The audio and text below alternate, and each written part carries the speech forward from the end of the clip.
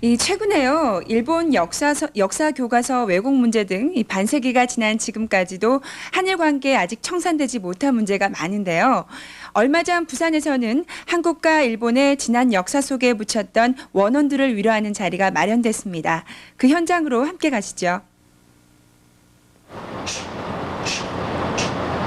부산 관광을 위해 일본인들이 자주 드나드는 부산항 국제부두입니다.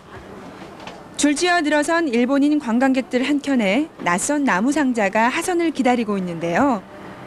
일본 야마구치현을 출발해 35시간 만에 부산에 들어온 이 나무 상자 안에는 일본에서 억울하게 목숨을 잃은 136명의 위패가 들어 있습니다. 고국 땅을 지척에 두고도 59년 세월을 돌아올 수밖에 없었던 이들에게는 어떤 사연이 담겨 있을까요?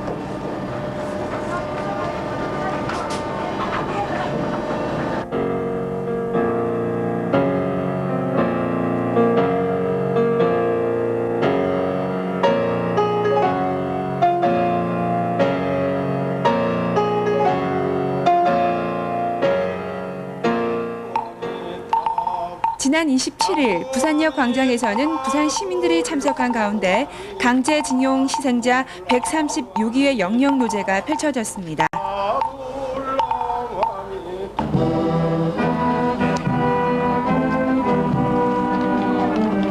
1942년 강제징용돼 일본 장생탄광에서 목숨을 잃은 136명의 영령을 위로하는 자리였는데요. 지난 반세기 동안 역사 속에 묻혀있던 장생탄광 사건이 알려지면서 59년 만에 희생자의 영혼이 고국으로 돌아왔습니다.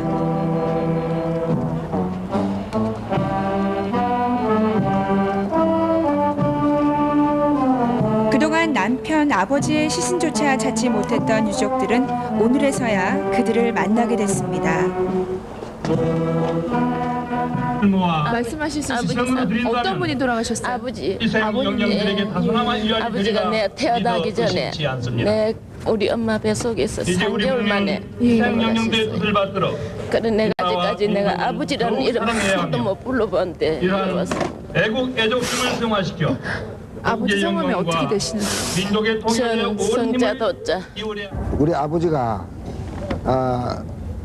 저 사망 통지서 받아가지고 그래가 사망 신고를 했습니다. 그 시일이 소화 17년 2월 3일 오전 10시경 야마구치県우베시 장생탄광 군에서 사망했다 하는 것을 신고를 했습니다. 1942년부터 우리나라 젊은이들은 헌병에 의해 강제로 일본에 끌려갔다가 사망 통지서 한 장으로 돌아오는 경우가 허다했습니다. 우리나라 강제징용자가 70여만 명, 대부분 탄광, 철공소, 조선소에서 일을 했는데요. 그중에는 20살이 채 안 된 애띤 소녀들도 상당수가 있었습니다. 이 작업 현장에서 가장 위험한 곳은 한국 강제징용자가 담당했는데요. 수십 미터 바다 아래에 있던 장생탄광도 마찬가지였습니다. 장생탄광에서 일을 하다가 하루 전에 도망가서 살았던 분이 한 분 살아 계십니다. 일본에 계십니다만 그분 이야기를 들어보면은 이 탄 있는 곳을 자꾸 캐고 들어가니까 깊이 내려갈 때는 좀 안심했는데 탄이 어떤 때는 전부 그 천자부터 가지고 있으니까 자꾸 바다를 보고 자꾸 탄을 캐고 올라가니까 그날 도망가는 그날은 이 배가 들어오는 소리가 통탕통탕 나기 때문에 도저히 아침에 일어나서 죽으신 죽었지 뱅 안에 못 들어가겠다 싶어서 그래서 도망을 가버렸대요. 그래서 도망가고 난 뒤에 저녁에 아침에 자고 아침에 다시 사고 났다는 뭐 이런 이야기를 그 주위에 숨어 있어 보니까 들리더래요. 그래서 상당히 1942년 2월 장생탄광 사고 당시 탄광 내에 있던 183명이 모두 희생됐습니다. 징용자들을 감시 감독하던 일본인 49명, 나머지는 모두 영문도 모른 채 끌려갔던 한국인들이었는데요. 죽는 그날까지 가족 있는 고향으로 돌아갈 날을 기다리며 하루하루를 살았을 것입니다. 실제로 아버지 얼굴 한번 보지 못하고 사진으로만 기억하는 딸은 오늘에서야 아버지께 큰 절을 올립니다. 너무나 긴 시간을 기다린 끝에 갖게 된 이 허무한 만남. 그들의 마음을 행여 짐작이나 할 수 있을까요?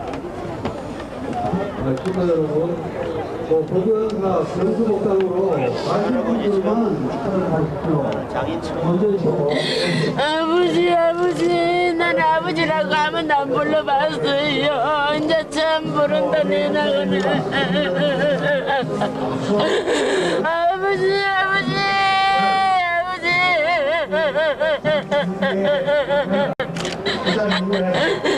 내한테는 아버지가 없었는데.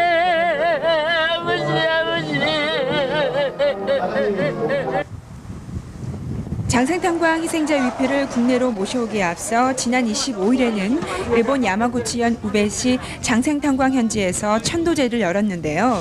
유족들과 신도, 조청년 교민 700여 명이 참석한 가운데 영령들을 추모하고 위로했습니다. 원망도 벗어놓고 그리움도 벗어놓고 오로지 우다마 할사치는 성수에 드시고 장생탄광 사건에 이 한국인이 관련됐다는 사실이 알려지게 된 데는 일본 지식인들의 힘이 컸습니다. 일본 종교인과 역사학자들이 장생탄광 사건을 조사한 결과 이 목숨을 잃은 사람들 중에 한국인이 상당수 포함되어 있다는 사실을 밝혀냈습니다. 어느 학살보담도 183명을 지금 보시는 것이 바로 장생탄광으로 연결되어 있는 통기구인데요. 이 일본 정부는 사건을 은폐할 목적으로 이 통기구 철거 계획을 세우기도 했습니다. 장생탄광 현장에는 이 탄광에서 목숨을 잃은 일본인 추모비가 세워져 있는데요. 하지만 추모비 어디에도 136명의 한국인에 대한 언급은 찾아볼 수 없습니다. 지금 현재까지 10년 동안 우리가 일본에 가서 위령비를 하나 세우기 위해서 일본 정부 야마구치 해나고 시에 가서 우리가 이야기를 했습니다만 그것이 여태까지 관찰이 안 되고 또 이제 이번에 10년 만에 이제 시에서 이제 우베 시에서 그 땅을 빌려줘 가지고 거기서 우리가 제를 지냈습니다. 이제 거기에 아주 희생을 당했는데 그럼 일본 정부에서 어떠한 여기에 대한 아무런 대책이 없었거든요. 그래가지고 어언간 벌써 60년이라는 세월이 흘렀습니다. 그래 지금에 와가지고 지금 현재까지도 아직까지도 여기에 대한 아무런 보상이라든가 기타 여기에 시체 발굴이라든가 이런 걸 완전히 무관심하고 있어요. 그래서 우리는 보상보다도 우선 시체라도 발굴해서 그래가지고 저 위패를 가져와야 사실은 되는 건데 위패로밖에 영령들을 위로할 수 없는 현실이 참 안타까운데요. 유족과 신도들은 망자가 편히 쉬게 될 경주 법연사에 모여 이들의 극락왕생을 기원했습니다.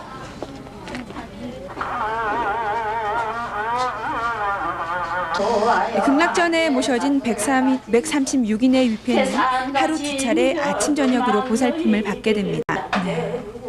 이제라도 좀 편안하게 쉬셨으면 좋겠습니다.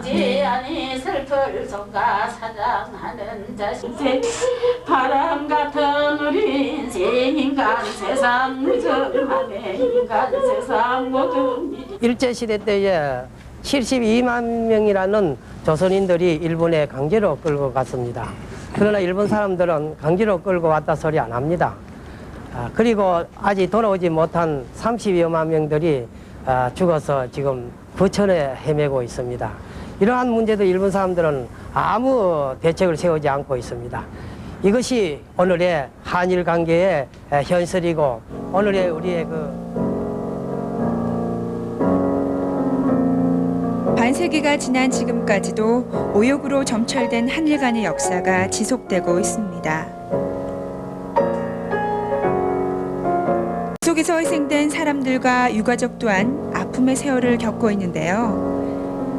그들의 가슴에 맺힌 한 역사 앵어리를 언제쯤 풀어낼 수 있을까요?